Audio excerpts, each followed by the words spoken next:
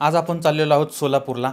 सोलापूर जिल्ह्यामधलं अक्कलकोट तालुका आहे आणि त्या ठिकाणचं डोंबर जवळगा नावाचं एक गाव आहे. आता या गावामधील एक तरुण आपल्या परिवारासह सोलापूरला राहायला येतो आणि या ठिकाणी स्वतःचा धंदा सुरू करतो. आणि एक दिवस एका रात्री त्याची गळा चिरून हत्या होते. त्याची पत्नी आणि 12 वर्षाची मुलगी जी आहे ती मुलगी अनाथ होते. त्यांचा आधार जातो. पण ज्यावेळेस या हत्याकांडाचा तपास केला जातो त्यावेळेस मात्र वेगळी आणि धक्कादायक घटना आपल्यासमोर येते. आता हीच घटना बघण्यासाठी आपल्याला जायचं आहे सोलापूर या ठिकाणी. सोलापूर या ठिकाणचं जुनं विडी घरपूल आहे आणि त्या परिसरामध्ये गंगाई केकडे नगरचा हा भाग आहे.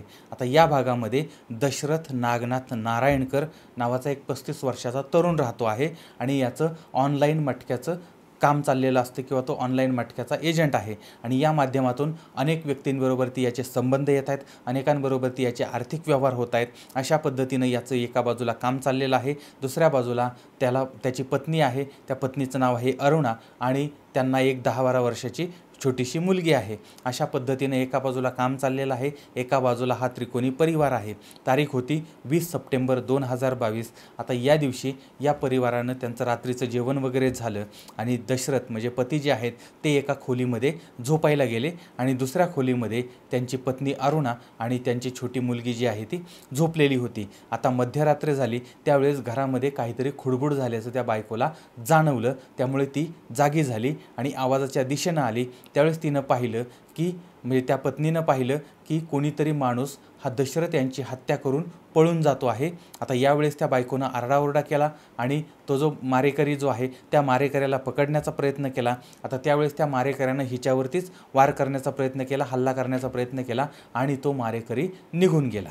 यावेळेस आरडाओरडा झाला होता त्यामुळे शेजारी पाजारी घरमालक वगैरे या ठिकाणी जमा झाले होते आणि MIDC पोलिसांनासुद्धा बोलवण्यात आलं होतं, कळवण्यात आलेलं होतं आणि पोलीससुद्धा घटनास्थळी पोहोचलेले होते. आता या ठिकाणी दशरथ यांच्यावरती धारदार शस्त्रानं हल्ला करण्यात आलेला होता, त्यांचा गळा चिरण्यात आलेला होता, त्यांचा मृतदेह त्या ठिकाणी रक्ताच्या थारोळ्यामध्ये पडलेला होता. अत्यंत निर्दयीपणे त्यांची हत्या करण्यात आलेली होती. आता या ठिकाणी पोलिसांनी मग पंचनामा वगैरे केलेला आहे. बॉडी जी आहे ती पोस्टमॉर्टमला पाठवली आहे आणि त्या आजूबाजूला काय अजून पुरावे सापडतात का या गोष्टीसुद्धा पाहायला पोलिसांनी सुरुवात केली होती. आता या घटनेची ज्यावेळेस पोलिसांनी माहिती घेतली यावेळेस मग बायकोकडून असं समजलं की रात्री एका अज्ञात इसमानं ही हत्या केलेली आहे. आता या ठिकाणी चोरी वगैरे झालेली नव्हती. मग प्रश्न हा होता की ही हत्या का करण्यात आलेली होती. आता यावेळेस तपासामध्ये असं पुढं आलं होतं की दशरथ जे आहेत ते मटक्याचे एजंट होते आणि त्यांचा आर्थिक व्यवहार होता. त्यामुळे कदाचित ही हत्या जी आहे ती पैशाच्या व्यवहारातून वगैरे झालेली असावी असं प्रथमदर्शनी समोर येत होतं. आता हे जे तपासकर्ते होते त्यांनी या अँगल जो आहे त्यांनीसुद्धा तपासाला सुरुवात केली होती. आता यासाठी मग पोलिसांनी 3 टीम बनवलेल्या होत्या आणि या ज्या टीम आहेत त्या वेगवेगळ्या बाजूंनी तपास करत होत्या, वेगवेगळ्या पद्धतीनं तपास करत होत्या. आता याच्यामधली एक टीम जी आहे ती दशरथ यांचं जे गाव आहे म्हणजेच अक्कलकोट तालुक्यामधलं डोंबरजवळगे हे जे गाव आहे तर या ठिकाणी सुद्धा ही टीम गेलेली होती आणि या ठिकाणी चौकशीला सुरुवात झाली. त्यावेळेस काही कुजबूज त्यांच्या कानावरती आली. ज्यांचा खून झाला होता ते दशरथ यांची पत्नी अरुणा आणि याच गावामधला एक ड्रायव्हर नाव आहे बाबासो जालिंदर बालशंकर. तर या दोघांच्यामध्ये म्हणजे अरुणा आणि बालशंकर म्हणजे बाबासो यांच्यामध्ये अनैतिक संबंध होते अशा पद्धतीची कुजबूज पोलिसांच्या किंवा तपासकर्त्यांच्या कानावरती झालेली होती आणि त्यामुळे कदाचित ही हत्या या संबंधामुळे तर झाली नसेल ना अशा पद्धतीची माहितीसुद्धा समोर आली होती, विचार समोर आलेला होता आणि तपासकर्त्यांनी या बाजूने सुद्धा तपासाला सुरुवात केलेली होती.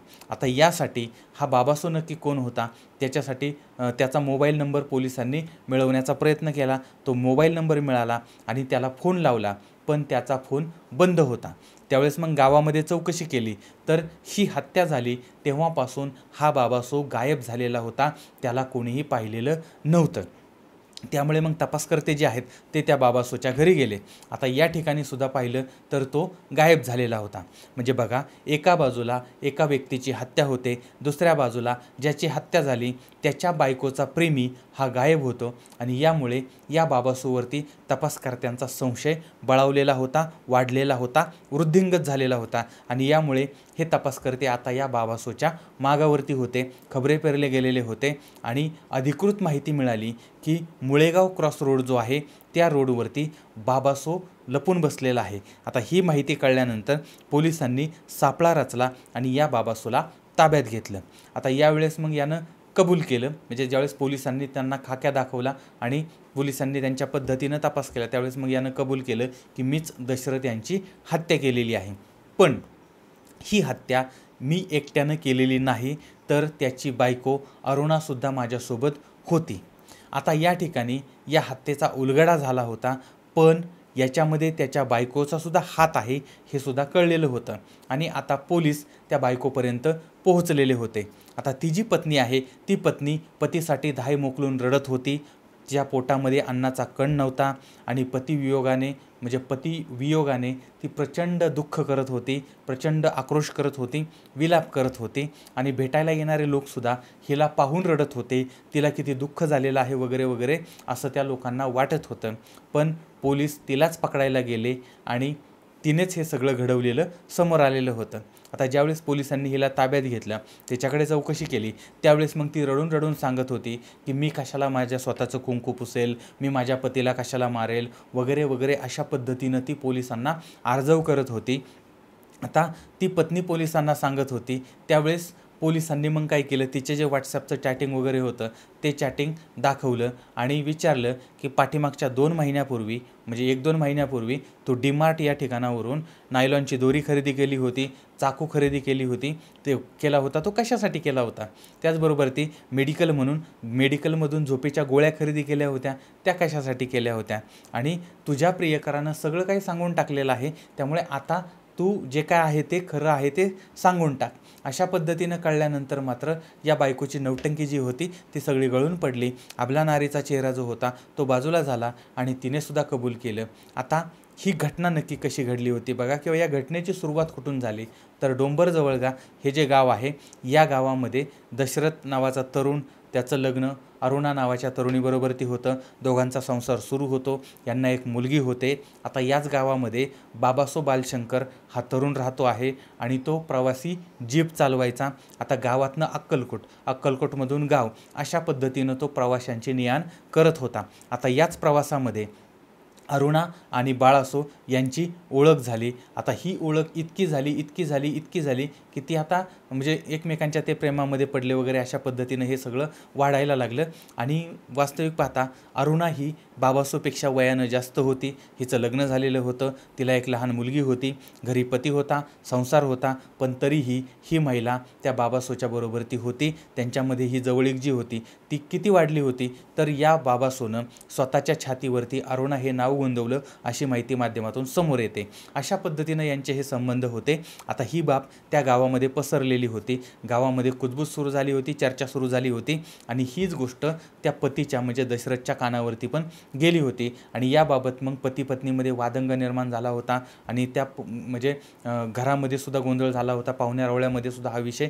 आलेला होता आणि यामुळे मग ही पत्नी तिला समजावून सांगितलं वगैरे पण ती काय सुधारत नव्हती आणि यांचे संबंध चालू होते आणि यामुळे गावामध्ये बदनामी होत होती आणि म्हणून त्या पतीनं शहरामध्ये जाण्याचा निर्णय घेतला आणि यावेळेस यांच्या जवळचे कोकणे जे आहेत त्यांच्याकडे दशरथ यांची पत्नी आणि मुलगी हे केकडेनगर या भागामध्ये राहायला आले आणि त्या ठिकाणी ते राहत होते। आता पती जे आहेत ते दिवसभर काम करीत होते आणि त्यांच्या माघारी पत्नी आणि तिचा प्रेमी ह्या दोघांच्या भेटीगाठी चालू होत्या। आता सोलापूरमध्ये आलेलं 1 महिनाही यांचा झालेला नव्हता, पण या दोघांना मनाप्रमाणे भेटता येत नव्हतं आणि यांचे जे संबंध आहेत त्या संबंधांना त्यांना म्हणजे ते त्यांच्यामध्ये अडथळा निर्माण होत होता आणि त्यामुळे मग या मंडळींनी दशरथ यांची हत्या करण्याचा निर्णय घेतला आणि यासाठी डीमार्टमधून नायलॉनची दोरी, चाकू वगैरे आणलेला होता। नवऱ्याचा गळा आवळून हत्या करायची, नाहीतर त्याचा गळा चाकूनं कापून टाकायचा आणि यासाठी नवऱ्याला बेशुद्ध करायचं असाही प्लॅन यांनी केला होता आणि यासाठी मेडिकलमधून झोपेच्या गोळ्यासुद्धा मिळवलेल्या होत्या आणि आता आपल्या नवऱ्याला मारून विधवा होण्यासाठी ही बायको वाट पाहत होती आणि तो दिवस म्हणजेच ती रात्र आली। 21 सप्टेंबरच्या पहाटे 3च्या सुमारास या पत्नीनं घराचे दरवाजे ऑलरेडी उघडलेले होते, फक्त ओढून घेतलेले होते आणि कडी वगैरे लावलेली नव्हती. आणि हा जो प्रेमी आहे तो प्रेमी त्या घरी आला. त्यानंतर दशरथ यांना अगोदरच झोपेच्या गोळ्या वगैरे दिलेल्या होत्या, त्यामुळे ते गाढ झोपलेले होते. आणि मग हे जे 2 प्रेमी जीव आहेत त्या प्रेमी जीवांनी तो चाकू वगैरे नायलॉनची दोरी वगैरे घेऊन तिथं गेलेले आहेत. आणि आता पती झोपेतच होते आणि बायकोनं काय केलं आहे, त्या पतीचं डोकं पकडलेलं आहे आणि तिचा जो प्रियकर आहे त्या प्रियकरानं त्या पतीचा गळा कापायला सुरुवात केली. एखादा बकरा कापावा त्या पद्धतीनं आपल्या पतीलाच त्या ठिकाणी कापलं जात होतं. आता यावेळी त्या पतीनं प्रतिकार करण्याचा प्रयत्न केला होता, पण त्याचा काही उपयोग झाला नाही आणि अखेर त्या पतीची हत्या करण्यात आली होती. आणि त्यानंतर तो प्रेमी जो आहे तो निघून गेला. आणि मग या पत्नीनं आरडाओरडा करायला सुरुवात केली आणि मग लोक जमा झालेली आहेत. आणि मग पुढच्या काही तासातच ती आपण किती पीडित आहोत, आपल्याला किती दुःख झालेलं आहे या सगळ्या गोष्टी दाखवण्याचा प्रयत्न करत होती. पण MIDCचे पोलीस जे आहेत त्या MIDCच्या पोलिसांनी पुढच्या 24 तासामध्ये या घटनेची सत्यता जी आहे ती जगाच्या समोर आणलेली होती. आणि आता हे जे संशयित आहेत ते संशयित गजाआड गेलेले आहेत. या प्रकरणामध्ये एका पत्नीनं आपल्या पतीची हत्या केलीच, पण स्वतःच्या मुलीचं आयुष्य आणि भविष्यसुद्धा उद्ध्वस्त केलं होतं. स्वतःच्या हाताने स्वतःच्या संसाराची राखरांगोळी केली आणि स्वतःच विधवा बनलेली आहे. आता याच्यातील तरुणानंसुद्धा हिंसाचार करून आपलं जे भविष्य होतं आणि आयुष्य होतं ते उद्ध्वस्त केलेलं आहे. अर्थात या सर्व घटनेचा अधिक तपास चाललेला आहे. जे माध्यमातून समोर आलं होतं ते फक्त मी तुमच्यासमोर मांडलेलं आहे. आता या हत्येच्या पाठीमागं हेच कारण होतं का अजून इतर काही कारणं होती किंवा अजून काही दुसऱ्या बाजू आहेत त्यासुद्धा आपल्यासमोर भविष्यकाळामध्ये येऊ शकतात. फक्त जे आत्तापर्यंत समोर आलं ते तुमच्यासमोर मांडलेलं आहे. आता तुम्ही जर या भागामधील असाल आणि तुम्हाला जर समजा याबद्दलची अधिक माहिती असेल, वेगळी माहिती असेल, नवीन माहिती असेल तर तीसुद्धा कमेंट बॉक्समध्ये जरूर कळवा.